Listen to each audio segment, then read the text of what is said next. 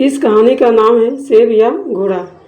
एक राजा की इच्छा यह जानने की हुई कि राज्य के लोगों की घर गृहस्थी पति से चलती है या पत्नी से। इसके लिए उसने एक सर्वे कराया। राजा ने ऐलान कराया कि जिसके घर में पति का हुक्म चलता हो उसे मनपसंद घोड़ा इनाम मिलेगा। जिसके घर में पत्नी की सरकार हो वह एक सेब ले जाएगा। एक के एक बाद सभी सेब उठाकर जाने लगे।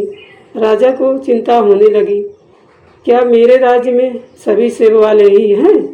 तभी एक लंबी लंबी मूँछों वाला मोटा तगड़ा जवान आया और बोला, राजा जी, मेरे घर में मेरा ही हुक्म चलता है, लाइए यह घोड़ा मुझे दे दीजिए। राजा खुश हो गए और कहा, जा अपना मनपसंद घोड़ा ले जा।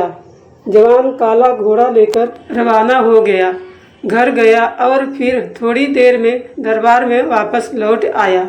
राजा ने पूछा, क्या हुआ जवान मर्द, वापस क्यों आए हो? जवान ने कहा कि महाराज, घरवाली कहती है काला रंग अशुभ होता है, सफ़ेद रंग शांति का प्रतीक होता है, तो आप मुझे काले घोड़े की जगह सफ़ेद घोड़ा दे दीजिए। राजा ने कहा, बेटा ये घोड़ा रख और सेब लेकर जा।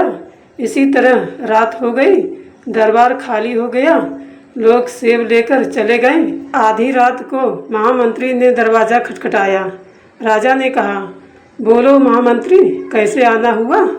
महामंत्री बोला, महाराज, आपने सेब और घोड़ा इनाम में रखा, इसकी जगह एक मन अनाज या सोने की मोहर रखा होता तो लोग कुछ दिन खा सकते थे या जेवर बनवा सकते थे।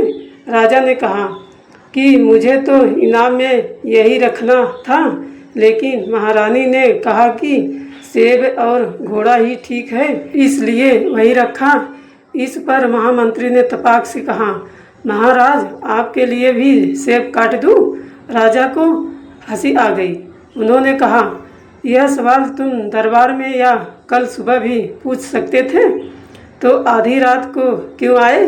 महामंत्री ने कहा कि मेरी धर्मपत्नी ने कहा, अभी जाओ और पूछ के आओ ताकि सच्चाई का पता चल सके। तभी राजा ने महामंत्री की बात काटकर कहा, महामंत्री जी, सेब आप खुद ले लोगे या घर भेज दिया जाए?